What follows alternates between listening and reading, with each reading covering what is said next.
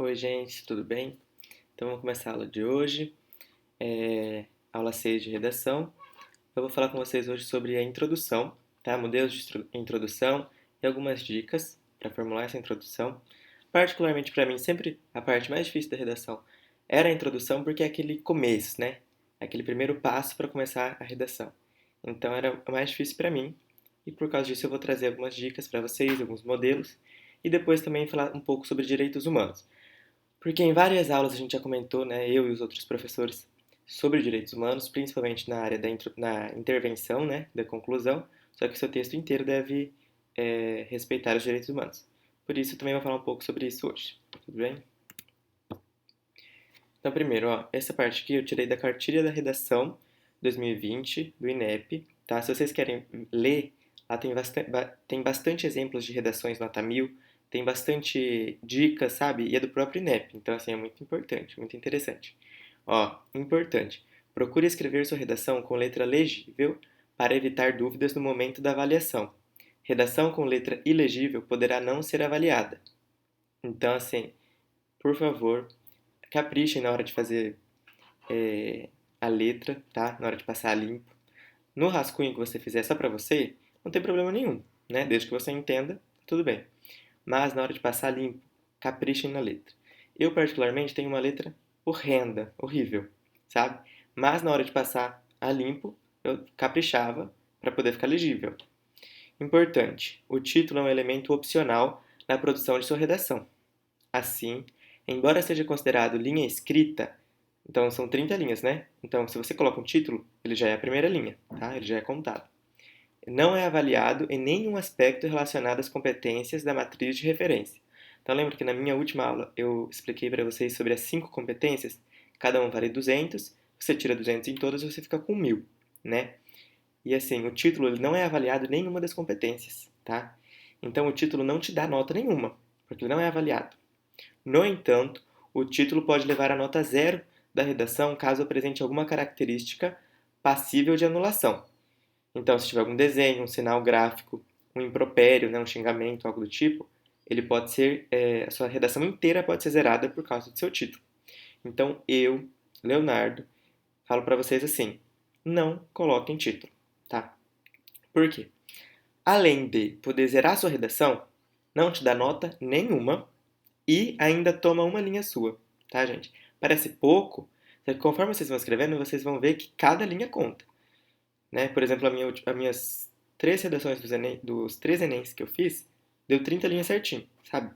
Porque, assim, cada linha conta, tá? Então, rouba uma linha sua, não te dá nota e pode zerar sua redação. Ou seja, por que fazer, certo? Vocês verem, eu nunca vi nenhuma redação nota 1000 com um título, nenhum, tá? Importante: não faça destaques no título ou marcas de finalização do texto que possam ser consideradas desenhos ou forma de identificação. Então, gente, aqui, por exemplo, tem algumas pessoas que assinam a redação quando termina, né, pra gente ver quem que é e tal. Tudo bem, não tem problema. Mas lembrem que no dia do Enem, na folha de final, né, do texto que você vai entregar, você não pode colocar seu nome, você não pode fazer nenhum tipo de desenhinho. Ah, eu fiz uma estrela aqui porque eu estava entediado. Não pode, tá? Porque eles zeram seu texto, tá? Não pode nada do tipo. Modelos de introdução. Então, o ideal é que a introdução tenha 3 períodos. Lembrando o que é períodos novamente. É ponto, gente, tá? A mesma coisa que frase, tá? Então, por exemplo, o parágrafo da introdução, o ideal é que ele tenha 3 períodos, ou seja, que tenha 3 pontos, 3 frases, tá? O primeiro deve conter uma contextualização acerca do tema. Então, no primeiro período, o que você pode pôr? Você vai contextualizar sobre aquele tema. Você não precisa pôr literalmente o que é aquele tema, sabe? Você pode colocar alguma coisa que está relacionado a ele. Eu vou dar mais exemplos posteriormente. O segundo período, né, deve introduzir a problemática, mostrar qual é o tema e por que ele é relevante. Não precisa colocar tudo isso, mas o que eu quero dizer aqui? No segundo período da introdução, você tem que usar palavras-chave do tema. Então, por exemplo, se o tema era dilemas da doação de órgãos, você tem que pôr palavras-chave. Dilemas, doação, órgãos. Pode ser sinônimos? Pode ser sinônimos, não tem problema nenhum. Ou pode ser as próprias palavras do tema mesmo, tá? Não tem problema. porque você tem que introduzir qual é o tema, tá? Nunca esqueçam disso. Muita gente não está colocando as palavras-chave, tá? E é muito importante. E o terceiro período precisa claramente conter a opinião do autor sobre o texto, né? Do texto, né? Sobre o tema, ou seja, as teses. Gente, ainda tem pessoas, né? Porque eu também corrijo redações, que não estão fazendo teses. E é imprescindível. Uma redação sem tese não é uma redação, tá bom? Então nunca esqueçam de pôr teses claras. E, se possível, sempre duas teses. Por que duas? Né, a gente tinha até falado isso antes, mas por quê? São dois parágrafos de desenvolvimento. Então, se você fizer duas teses bem claras, você no primeiro parágrafo de desenvolvimento vai falar sobre a primeira tese e no segundo parágrafo sobre a segunda tese. E fica muito coerente e não tem erro nenhum. Né? Então, como começar? Existem inúmeras maneiras de se iniciar a redação. Vou citar algumas dessas formas para facilitar a vida de vocês. Então, uma das formas, definição. Você pode começar explicando o significado de uma das palavras-chave do tema, a fim de esclarecer sobre do que vai se tratar seu texto. Por exemplo, se o tema for Caminhos para combater a intolerância religiosa no Brasil. Né? Então, vamos supor que é esse o tema. Uma possibilidade de iniciar a redação é, então o que você pode fazer? Você pode dar uma definição, né? Vocês podem explicar o significado de uma palavra do tema, né? Uma palavra importante, óbvio, ou de um termo que está no tema, enfim, alguma forma de elucidar sobre o que você vai falar no texto. Então, por exemplo, aqui, um exemplo, se fosse o tema Caminhos para combater a intolerância religiosa no Brasil. Intolerância religiosa, não, só intolerância, né? Intolerância é a incapacidade de alguns indivíduos em respeitar opiniões, ideias e práticas que não condizem com as deles, praticando, por vezes, atitudes preconceituosas e agressivas. Certo? Então, o que eu fiz? Eu defini o que significa intolerância. Mas tá vendo que eu ainda não falei qual é o tema, né? Poderia ser intolerância de qualquer coisa. Então vamos supor que esse fosse o tema realmente, agora no segundo período, depois desse ponto, agora eu ia ter que explicitar, deixar claro que eu estou falando de intolerância religiosa. Entenderam? Então nesse primeiro período sempre você vai fazer uma contextualização. Você não precisa realmente falar qual é o tema. Por exemplo, aqui a contextualização foi por meio de uma definição. Eu expliquei o que significa intolerância, certo? Então, assim, já dá uma elucidada, né? Assim, já clarifica o texto. Afirmativa. Outra forma, né? Então, você pode iniciar com uma declaração sobre o tema que chame a atenção do leitor, ou seja, que cause um leve impacto. Se o tema for racismo estrutural no Brasil, por exemplo, é possível começar a redação assim. O Brasil é um país que fundou sua economia com base na escravidão de indivíduos negros. Certo? Então, é uma frase, normalmente é curta, tá? Que, assim, dá um impacto no leitor, né? Que no caso vai ser o corretor da sua redação. Só que, assim, não pode ser coisas, assim, banais, né, gente? Não pode ser coisas do senso comum, né? Por exemplo, o Brasil tem muito racista. Tipo, entendeu? Não é interessante. Tem que ter um pouquinho de base, pelo menos histórica, algo do tipo que dá um impacto, assim, no leitor do texto. Beleza? Essa afirmativa não é muito usada, mas eu trouxe aqui porque é um dos tipos sim, mas não é muito usada. Citação.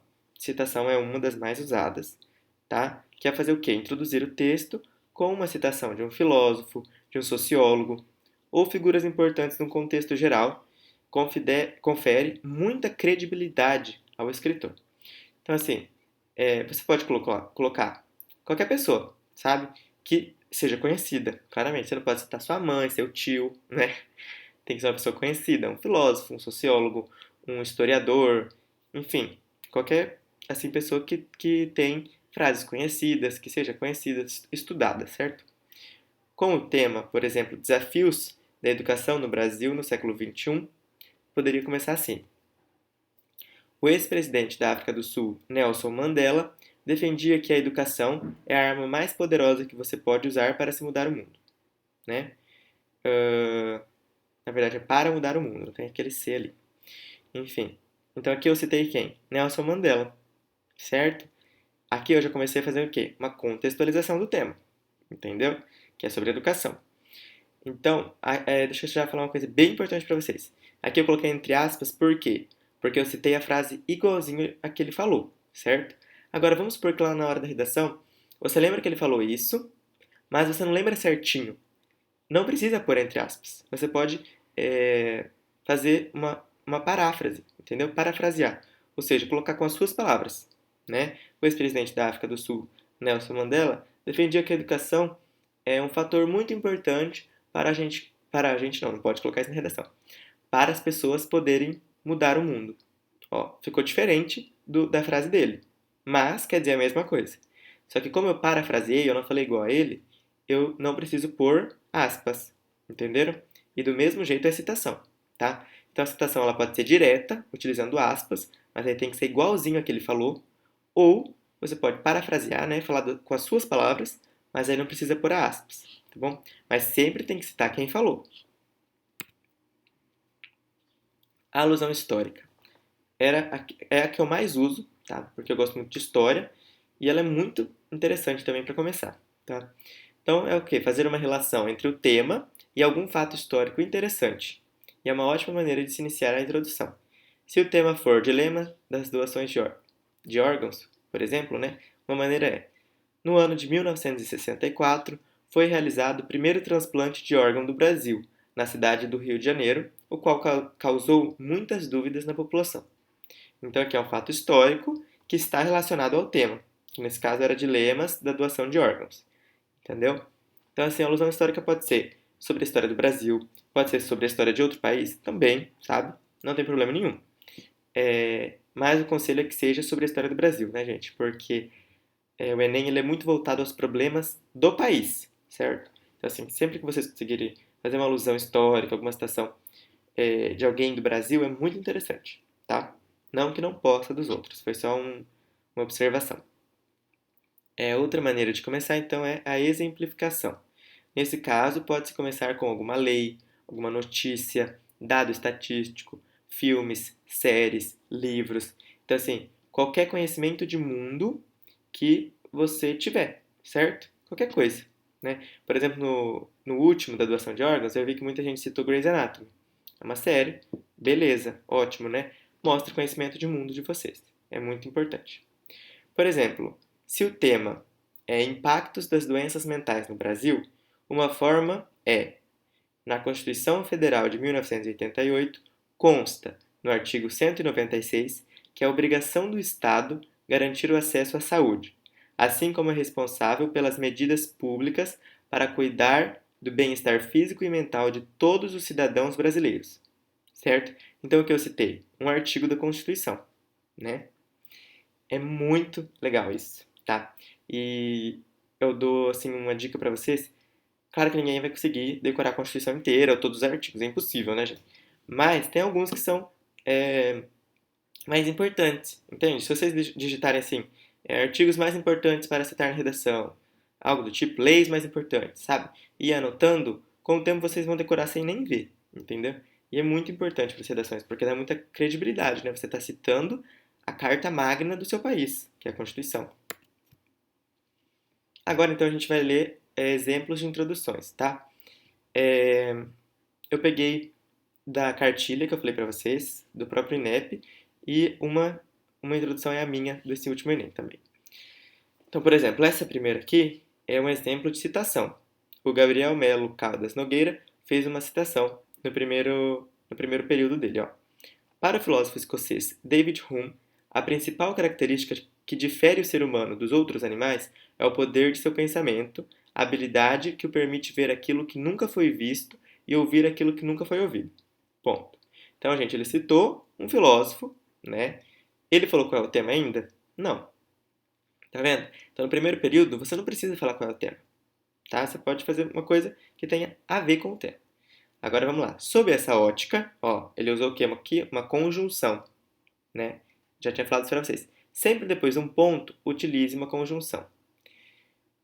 Sob essa ótica, vê-se que o cinema apresenta a capacidade de transpor para a tela as ideias e os pensamentos presentes no intelecto das pessoas, de modo a possibilitar a criação de novos universos, e justamente por esse potencial cognitivo ele é muito relevante. Então, o que ele fez nesse segundo período? Ele falou qual é o tema, que é sobre o cinema, certo? E disse por que ele é importante, entendeu? Perfeito, né? Até porque ele tirou 1000. Aí o terceiro período. É prudente apontar, diante disso, que a arte cinematográfica deve ser democratizada, em especial no país, né, no Brasil. País rico em expressões culturais que podem dialogar com esse modelo artístico por razões que dizem respeito tanto à sociedade quanto às leis. Então aqui ele colocou a tese. Foi uma tese bem geral, né? Não foi igual a gente sempre fala para vocês fazer duas bonitinho. Provavelmente ele domina muito bem a arte de escrever, né? Vocês viram. E daí ele fez uma tese bem geral. Perceberam? Ele só falou que assim, a arte cinematográfica deve ser democratizada, né, no país, enfim. Pode fazer isso? Pode, até porque ele tirou 1000, né? Mas é muito mais difícil. Você tem que ter, assim, muito conhecimento da estrutura de redação, muito conhecimento da língua portuguesa, e ter muita confiança para escrever, tá bom? Mas é um exemplo para vocês verem que ele citou alguém no primeiro período, não colocando ainda sobre o tema. No segundo período, ele apresentou o tema e falou por que ele é importante. E no terceiro período, foram a tese dele, né? Foi a tese dele porque ele fez só uma, mas vou continuar falando. Façam duas, que é mais fácil, pelo menos por enquanto. Outro exemplo, usando exemplificação, da Maria Antônia de Lima Barra. O filme Bastardos Inglórios, ao contextualizar cenas em meados do século XX, retrata o caráter elitista das exibições de cinema, uma vez que eram feitas em espaços de socialização das classes ricas da época. Então, nesse primeiro período, ela trouxe o quê? Um filme, né? Então, é um conhecimento de mundo dela e ficou super bem. E aqui já tem até mais a ver com o tema, né?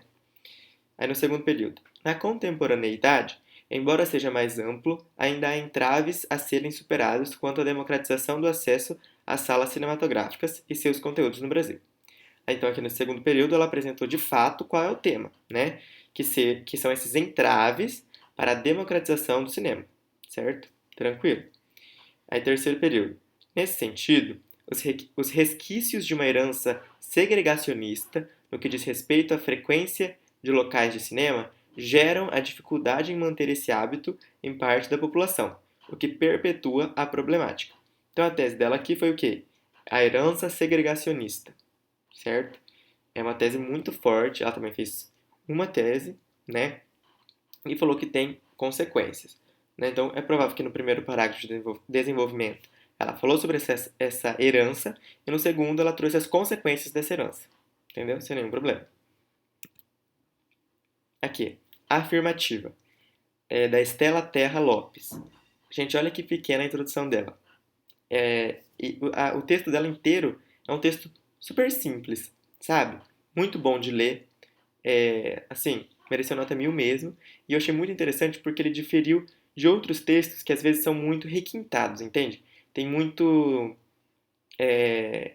palavras difíceis e tal. O dela é um texto super simples, muito bem organizado, né? E tirou 1000.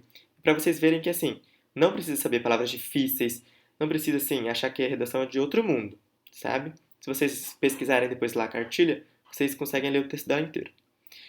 A questão do cinema, do acesso ao cinema, apesar de não ser amplamente discutida, é um problema muito expressivo no Brasil atualmente. Ó, então foi uma frase meio de impacto, né? Ela falou que a questão do cinema não é muito discutida, mas é um problema muito grave no Brasil, né? Muito expressivo. A gravidade do quadro é evidenciada pelos dados do site Meio em Mensagem. 83% da população brasileira não frequentam tal ambiente. Então aqui ela falou o quê? Por que que esse tema é um problema, né? Ela trouxe até um dado aqui, que é uma coisa que a maioria das pessoas não faz, né? Mas pode. Ela trouxe um dado aqui falando por que é um problema, certo? Nesse contexto, utilizando sempre muitas conjunções, não esqueçam das conjunções. Nesse contexto, percebe-se que o acesso ao cinema não é democratizado e convém analisar as causas e impactos negativos dessa situação na sociedade. Também foi uma tese super generalista, certo?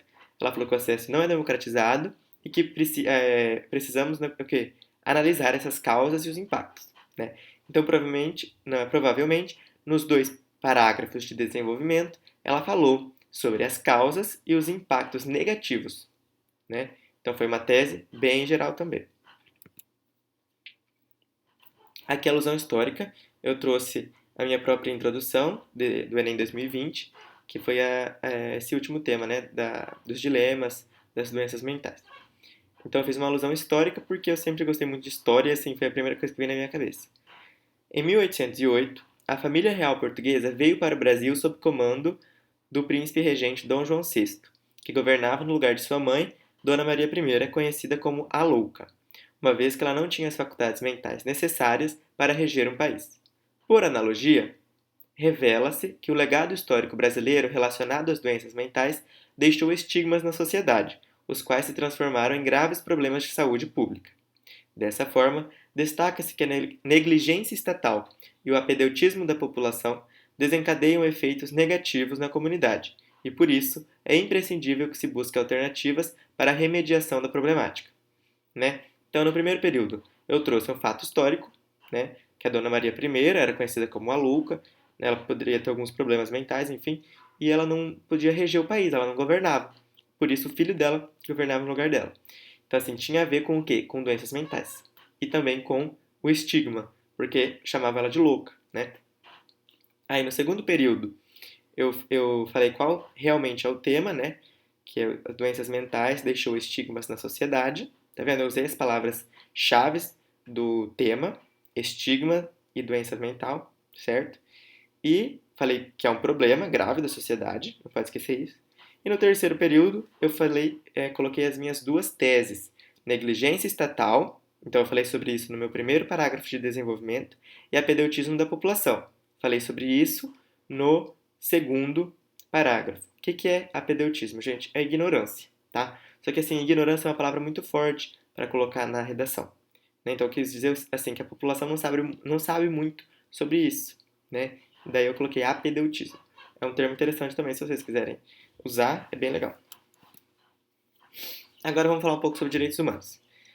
Eu copiei a maior parte disso daqui do INEP, então eu deixei até o link aí, mas é só colocar a cartilha, é a mesma cartilha que eu já falei antes.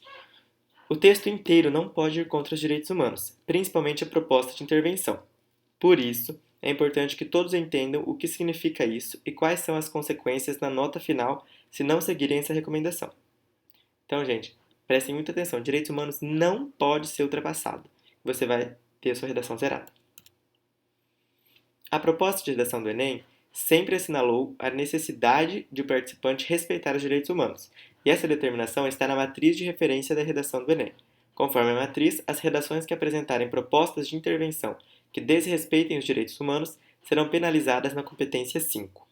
Pode-se dizer que determinadas ideias e ações serão sempre avaliadas como contrárias aos direitos humanos, tais como, então, alguns exemplos de termos que, assim, ferem os direitos humanos, né? Então, defesa da tortura, mutilação, execução sumária e qualquer forma de justiça com as próprias mãos. O que é execução sumária? É tipo assim, você falar que uma minoria ou alguma pessoa deveria ser executada, entendeu? Incitação a qualquer tipo de violência motivada por questões de raça, etnia, gênero, credo, né? Credo é em relação à religião, condição física, origem geográfica ou socioeconômica, explicitação de qualquer forma de discurso de ódio, voltado contra grupos sociais específicos. Então, na sua intervenção, você não pode falar que tem que bater, que tem que matar, que tem que, sabe, fazer violência contra algum grupo específico, alguma raça, etnia, né? Enfim, gente, para algumas pessoas pode parecer óbvio, mas para outras não, porque isso acontece, tá? Muitas redações são zeradas por causa disso.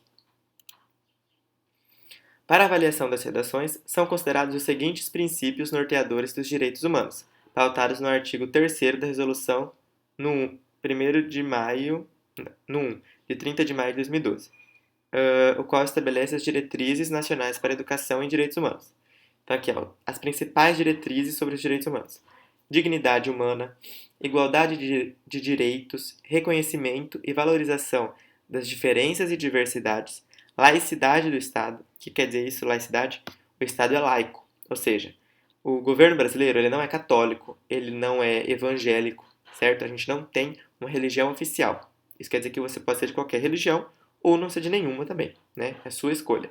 Isso quer dizer o quê? Que o Estado é laico, tá? democracia na educação, transversalidade, vivência e globalidade, sustentabilidade socioambiental, são os principais, tá? Então tudo aquilo ali são pontos que você não pode ultrapassar, beleza? Há também algumas ideias e ações contrárias aos direitos humanos que estão mais diretamente relacionadas ao tema da prova. Assim, com relação ao tema da redação proposto na edição do Enem 2019, que foi a democratização do acesso ao cinema no Brasil, foram consideradas propostas que desrespeitam os direitos humanos as que os negavam a qualquer pessoa, impediam o acesso livre à vida cultural de qualquer ser humano, produção, circulação e consumo de bens culturais, restringiam conteúdos com base em critérios que feriam a dignidade humana e negavam o direito à proteção dos interesses morais e materiais das produções artísticas aos seus autores. Então, assim, eu li algumas redações até de pessoas que falavam assim, na intervenção, que o cinema não vai levar nada, então não precisa ser democratizado, sabe? Esse tipo de coisa. Então, não pode fazer isso, tá, gente? Pode parecer óbvio, mas não pode. A seguir são apresentados alguns exemplos de trechos de redações de participantes do Enem 2019 que levaram à atribuição de nota 0 na competência 5 por ferirem os direitos humanos. Tá? Alguns exemplos mesmo aqui do que aconteceu. Tá? 1. O Ministério Público deve banir os cinemas ou TVs no Brasil para que possa existir um índice certo sobre o acesso ao cinema, ou então que as TVs existissem apenas para as notícias sobre o que está acontecendo dentro do Brasil. Então o participante falou assim, que os cinemas deveriam ser banidos e que as TVs só pudessem relatar notícias. Tipo, né, totalmente fora do padrão, mas tudo bem.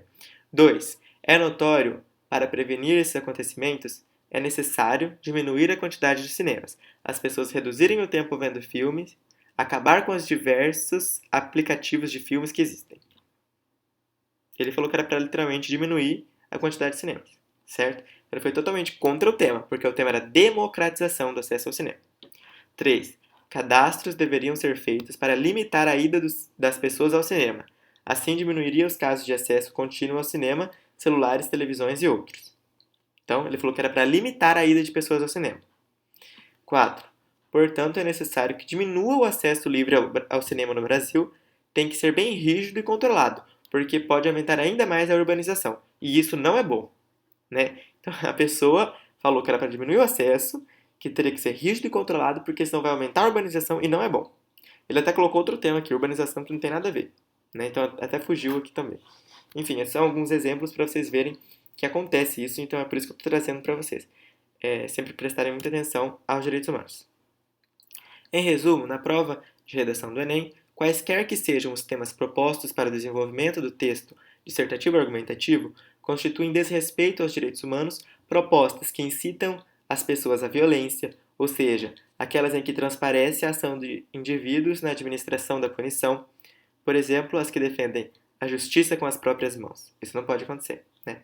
Por outro lado, não caracterizam desrespeito aos direitos humanos as propostas de pena de morte ou prisão perpétua, uma vez que conferem ao Estado a administração da punição do agressor, né?